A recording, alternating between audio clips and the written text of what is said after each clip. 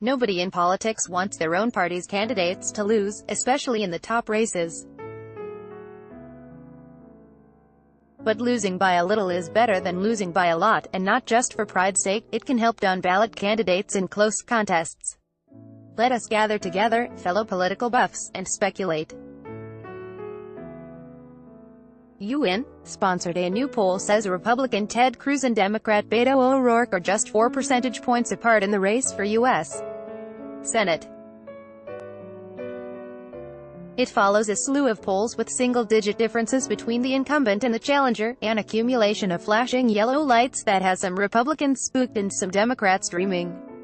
The Texas Tribune's Abby Livingston wrote up the details of the new NBC News, Marist poll, and the Trib's Alex Samuels recently caught a netful of Texas polls and asked some experts what they all mean. But this isn't about the polls. This is about what a close race might mean.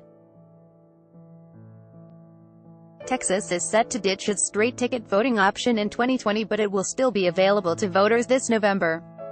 In the state's 10 biggest counties, nearly two-thirds of voters cast their ballots by pulling a party lever instead of working their way down the ballot, race by race.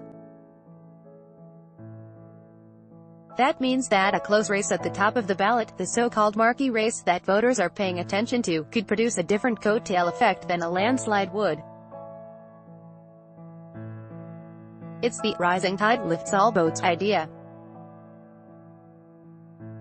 If one party gets a landslide in a place, like Texas, with straight party voting, down-ballot candidates can benefit from their marquee candidates' performances. But even when the top candidates fall short, if their losses are narrow enough, they can make it rain for the candidates downstream. That happens, to some extent, even in elections when there's no straight-ticket voting. The parties of many past presidents have suffered losses in midterm elections like this one because voters wanted to send a message to the fellow in the White House. And gubernatorial races at the top can have a trickle-down. Indiana 1998, George West. Bush buried Democrat Gary Morrow, with 68% of the vote to Morrow's 31%. That left at least two statewide Democratic candidates, John Sharp and Paul Hobby, wondering what might have been. Sharp finished 68,731 votes, out of 3.7 million votes cast, behind Rick Perry in the race for lieutenant governor.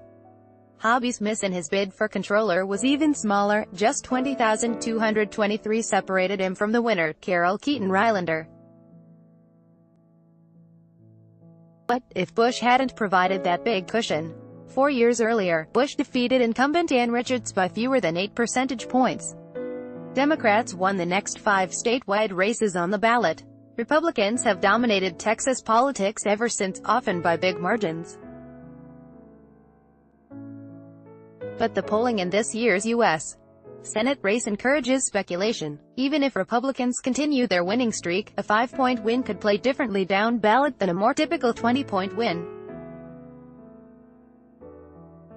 A Republican congressman in a swing district will hurt of Helotes, or in a district that's hotly contested, a group that includes Pete Sessions of Dallas, John Culberson of Houston and, perhaps, John Carter of Georgetown, could be jeopardized by the thin air cover from the Senate race. Hers is a true swing district, winnable by candidates from either party.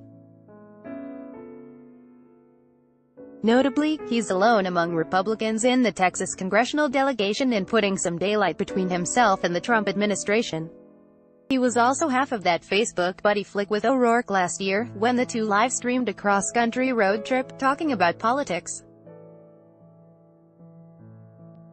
If the Senate race one notch above him on the ballot is tight, all of that could be important insulation against Democrat Gina Ortiz Jones and Libertarian Ruben Corvalin. Sessions and Culberson are in different territory, defending historically safe Republican districts against vigorous challenges from well-financed Democrats. Sessions' opponents are Democrat Colin Allred and Libertarian Melina Baker. Culberson will face Democrat Lizzie Pannill Fletcher in November.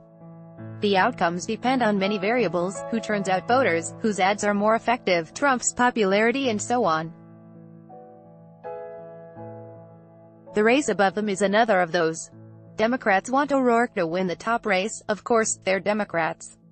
But if he loses, they at least want a close race. That could create some wins for candidates lower on the ballot, and give political speculators something to talk about.